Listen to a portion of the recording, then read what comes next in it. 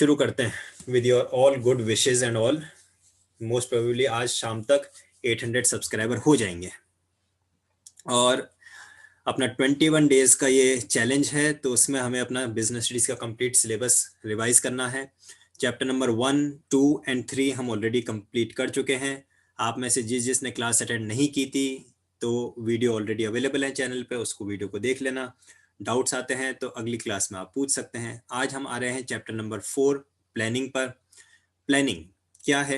एक simple words में अगर हम बात करें, planning bridges the gap, I repeat, planning bridges the gap between where we are, suppose यहाँ है और यहाँ आना चाहते हैं, ठीक है। This is our current position and we just want to achieve this target. So planning bridges the gap between where we are and where we want to go. तो यहाँ से यहाँ तक आने के लिए हमें जो जो अरेंजमेंट्स करने हैं, जो जो प्लान्स बनाने हैं, जो जो हमें स्ट्रेटेजी प्रिपेयर करनी है, all that falls under planning. Planning bridges the gap between where we are and where we want to go. Now in this chapter again we have to study the features of planning, importance of planning. थोड़ा सा speed में लेते हुए कोशिश करेंगे कि हम आज की एक ही क्लास में इस चैप्टर को कंप्लीट कर सकें, ठीक है। आप लोगों का कंप्लीट कोऑपरेशन चाहिए ही चाहिए। किस तरह से कि जो चीज मैं बता रहा हूँ पूरा कंसंट्रेशन से सुने, और जहां कहीं डाउट लगता है तो अपना माइक इनेबल करके आप पूछ सकते हैं। तो शुरू करते हैं हम लोग। सबसे पहले फीचर्स से स्टार्ट करते हैं। In the features of plan, और मैंने पहले भी बता रखा है आप लोगों को, एग्जामिनेशन में फीचर्स की जगह अगर आपसे कैरेक्टरिस्टिक्स पूछा जाए, ठीक है, अगर आप लोगों से नेचर ऑफ प्लानिंग पूछा जाए तो भी यही आंसर आप लोगों को लिखना है। किसी तरह का कोई कंफ्यूजन माइंड में नहीं रखना है। और लिखते समय हमेशा याद रखें कि जो हेडिंग है वो तो एग्जैक्टली यही की यही होनी चाहिए। हाँ, अंदर का एक्सप्लेनेशन आप अपनी लैंग्वेज में मॉडिफाई कर सकते हैं।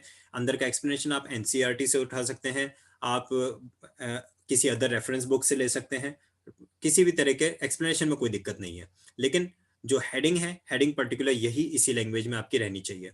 एक और बात, अगर एग्जामिनेशन में सपोज आपके पास लिखा हुआ आया state any 5 features of planning, I repeat the question, अगर लिखा हुआ आया state any 5 features of planning, तो इससे आपको क्या समझ में आता है, आपको आंसर में क्या प्रेजेंट करना होगा।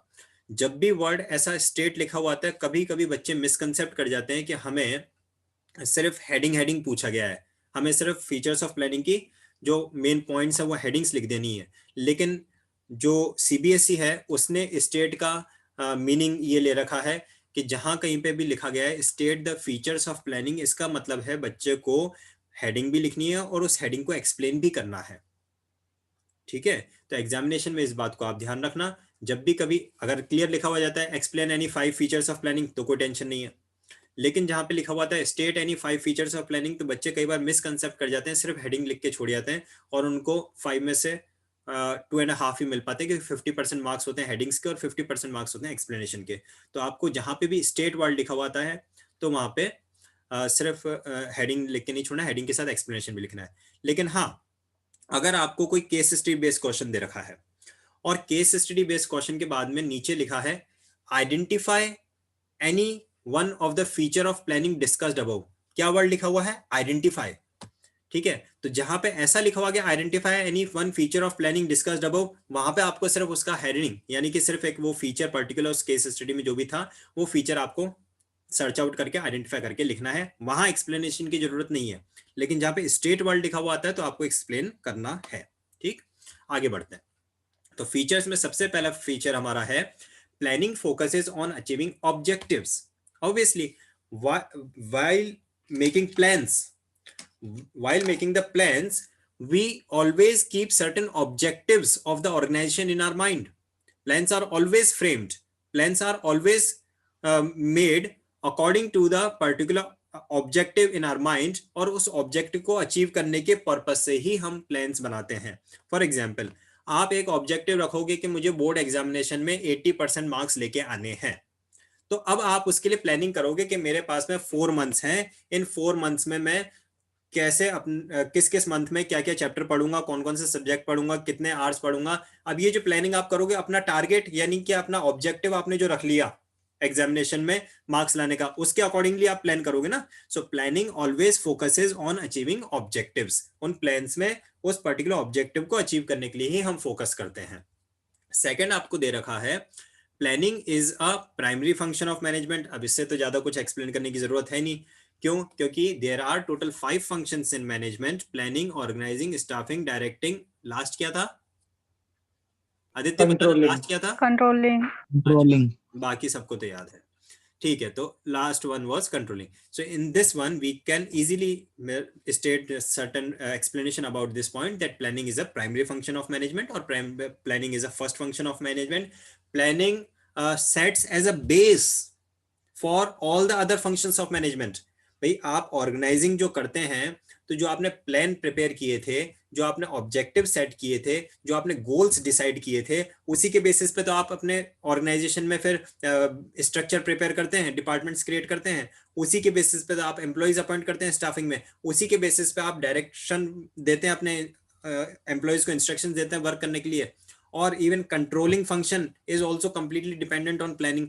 तो हम जो ये लिख रहे हैं ना, planning is a primary function of management, इसका मतलब है planning sets the base for all the other functions of management. जब प्लानिंग नहीं होगी तो बाकी फंक्शन तो आप परफॉर्म ही नहीं कर पाओगे, ठीक है। फिर आता है प्लानिंग इज ऑल परवेजिव। क्या मीनिंग है इसका? इसका मीनिंग है that planning is to be performed at each and every level of management. Planning is to be performed at the top level management, planning is to be performed at middle level of management, planning is to be performed at the lower level of management.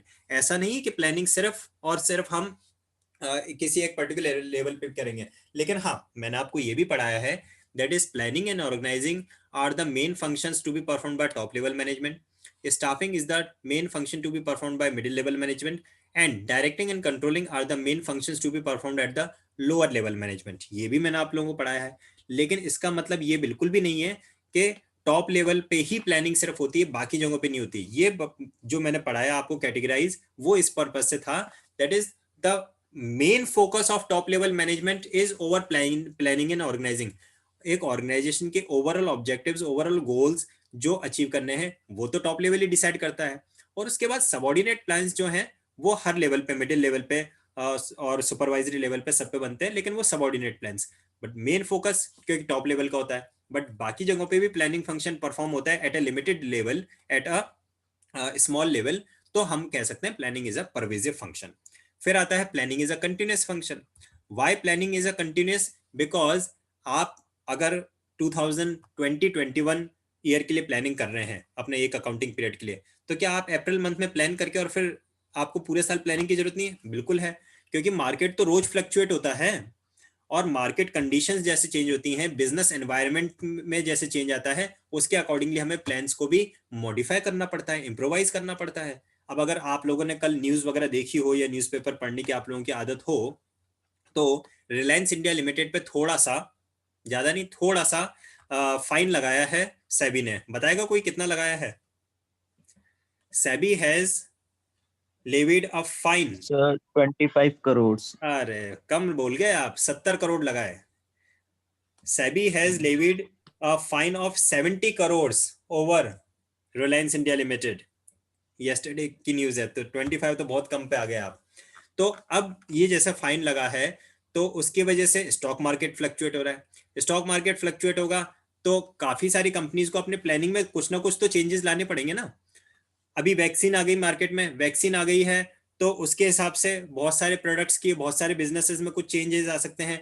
Lockdown अगर lift हो जाता है पूरी तरह से हर business पे से, तो उसकी वजह से चेंजेस आ सकते हैं। लॉकडाउन एक्सटेंड हो जाता है तो उसकी वजह से चेंजेस आ सकते हैं। यानी कि प्लानिंग ऐसी चीज नहीं है जो कि एक बार करके खत्म हो जाती है। Planning is a continuous function, it goes on round the year, even it is to be performed after for every year, after controlling next planning, then after next controlling next planning. It is a continuous process. Then another planning is a futuristic. You can plan for your class 12th boards, you can plan for your after class 12th studies, but you cannot plan in any scene for your class 11th. You cannot plan in any way for your class 10th, possibly नहीं है। Planning is futuristic in nature. Plans are always prepared for the future. Then आता है planning involves decision making. Planning में हम करते हैं क्या है, हम वेरियस अल्टरनेटिव्स को अपने माइंड में फाइंड आउट करते हैं। फॉर एग्जांपल, अगर आप अपने आफ्टर 12th के लिए प्लान करना चाहते हैं तो आप क्या सोचेंगे, अच्छा ठीक है, देखिए एक सीए का कोर्स है मेरे पास, एक सीएस का है, एक मेरे पास में मैनेजमेंट कोर्स है, एक मेरे पास में लॉ फील्ड है। अब इन चारों का आप अल्टरनेटिव्स निकाल लिए। अब इनका आप क्या करेंगे, मेरिट्स डिमेरिट्स निकालेंगे, इसके फीचर्स प्रिपेयर करेंगे कि सीए में कितना खर्चा आएगा, सीएस में कितना एक्सपेंसेस लगेंगे, और अपने मैनेजमेंट कोर्सेज में कितना एक्सपेंसेस है, लॉ में कितना एक्सपेंसेस है, कौन कौन से कॉलेजेस हैं, इसके आगे मुझे जॉब अपॉर्चुनिटीज या फिर करियर अपॉर्चुनिटीज किस में अच्छी मिलेंगी, कौन सी फिजिबिलिटीज मेरे पास में, इकोनॉमिक फिजिबिलिटी भी आपको देखनी है, टेक्निकल फिजिबिलिटीज भी आपको देखनी है, वो सारी चीजें देख के और फाइनली आप एक डिसीजन पे आओगे that okay I want to go for this particular course. It may be CA, CS, management, banking, law, hotel management, whatever, but finally you will come to a final decision. तो planning involves decision making. Various alternatives में से हम एक decision को select करते हैं, that is decision making. And the last feature of planning comes to be planning is a mental exercise. Planning में आपको फिजिकली कुछ नहीं करना है, ठीक है, आपको प्लानिंग में जो भी कुछ करना है वो सब कुछ अपने माइंड में करना है, यानी कि इंटेलेक्चुअल प्रोसेस है वो पूरा का पूरा। फिजिकली हमें कुछ भी नहीं करना, हमें एक गिलास भी उठा के नहीं रखना है, हमें सिर्फ माइंड में सोचना है, इन चीजों को इवेल्युएट करना है। So these are the 7 features of planning. उम्मीद करता हूँ आप लोगों को सब अच्छे से समझ में आए होंगे और आप लोग इनको अच्छा से लिखेंगे भी। इसी के साथ हम आते हैं इंपॉर्टेंस ऑफ प्लानिंग पे। इंपॉर्टेंस ऑफ प्लानिंग में सबसे पहला लिखा हुआ, अच्छा इंपॉर्टेंस के लिए आपको याद होगा, अगर एग्जाम में नीड लिखने के लिए आता है, ठीक है, तो नीड या फिर सिग्निफिकेंस या फिर इंपॉर्टेंस में सेम आंसर लिखना है, आपको कंफ्यूज नहीं होना है। नीड में भी वही लिखेंगे आप, सिग्निफिकेंस में भी वही लिखेंगे, है ना, क्योंकि हमें इंपॉर्टेंस उसी चीज की होती है जिसकी हमारी नीड होती है। अभी जैसे मैं आप लोगों को बिजनेस स्टडीज पढ़ा रहा हूँ तो मेरी इंपॉर्टेंस है because you need this explanation. और जब आप क्लास 12 पास कर जाओगे उसके बाद ना मेरी नीड है ना मेरी इंपॉर्टेंस है, राइट।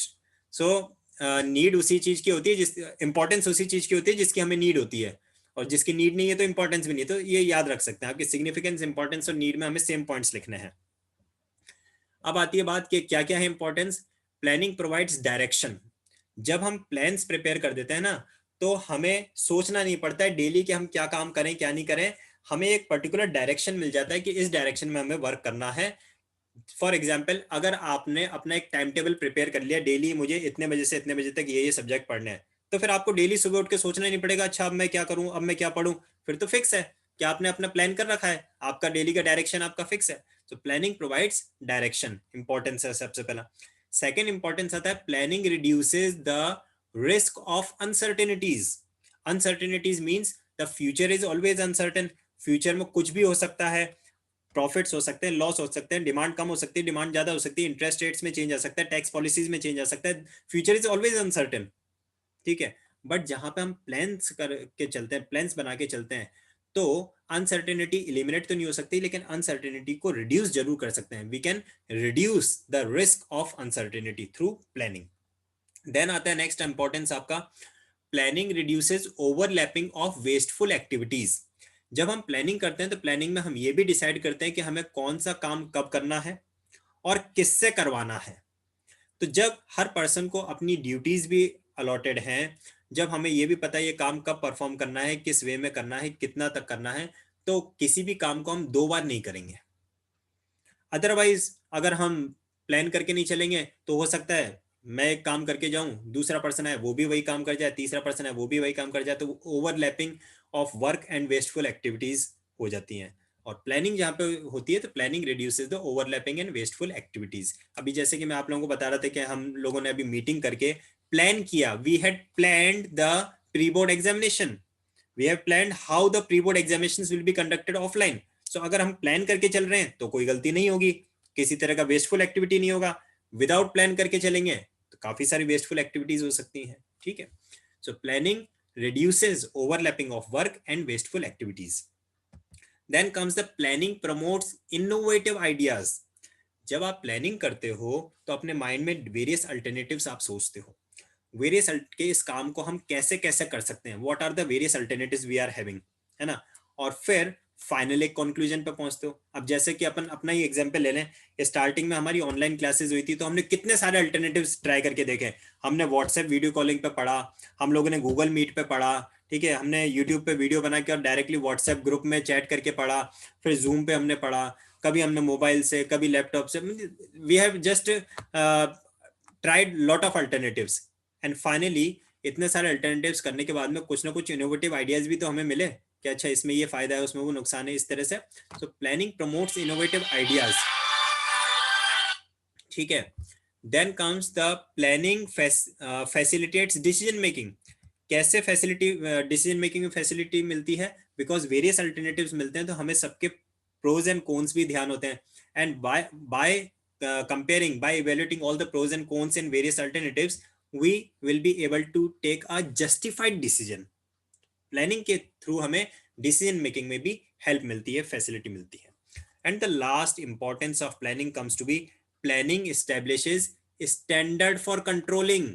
क्योंकि प्लानिंग में आप क्या करते हैं, आप ऑब्जेक्टिव सेट करते हैं, टारगेट सेट करते हैं टू बी अचीव्ड, और कंट्रोलिंग में आप ये इवेल्युएट करते हैं कि अच्छा हमें वो टारगेट अचीव हुआ या नहीं हुआ। अब मान लीजिए कोई टारगेट ही नहीं रखो आप, है ना, और फिर आप कंट्रोलिंग करना चाहो तो कैसे करोगे? फॉर एग्जाम्पल आपने अपने एग्जाम के लिए टारगेट रखा, I want to secure 60% marks, और आपके सपोज आए 59%, तो इसका मतलब क्या हुआ? आपने कंट्रोलिंग में इवेल्युएट किया कि मेरा 1% कम आया, आपके आगे सपोज 65%, तो आप कहेंगे मेरी परफॉर्मेंस, मेरी मेहनत अच्छी रही कि मेरा जो टारगेट था उससे अच्छा मुझे अचीव हुआ। लेकिन आपने कोई टारगेट ही नहीं रखा था कि मुझे कितने % मार्क्स लाने हैं, तो फिर क्या मतलब है? या फिर आपने प्लानिंग किया कि मुझे अपना बिजनेस स्टडीज का सिलेबस है वो नेक्स्ट 10 डेज में कंप्लीट करना है, ऐसा आपने टारगेट रखा, और फिर मान लीजिए वो 10 डेज कंप्लीट होने पे आपके 2 चैप्टर रह गए, तो आपने कहा कि अचीव नहीं हो पाया, इवेल्युएट किया तो। या फिर आपका 9 डेज में कंप्लीट हो गया तो आपने कहा परफॉर्मेंस है। तो हम कंट्रोलिंग तभी कर पाएंगे जब हमारे पास में कुछ प्लानिंग के टाइम पर स्टैंडर्ड सेट होंगे, जब हम प्लानिंग के टाइम पर ऑब्जेक्टिव सेट करेंगे और उनको अचीव करने के पॉइंट ऑफ व्यू से ही कंट्रोलिंग को इवेल्युएट कर पाएंगे। तो ये थी importance of planning. We are having total 6 points presenting the importance of planning. किसी के माइंड में कोई कंफ्यूजन, कोई डाउट है तो पूछ सकते हैं।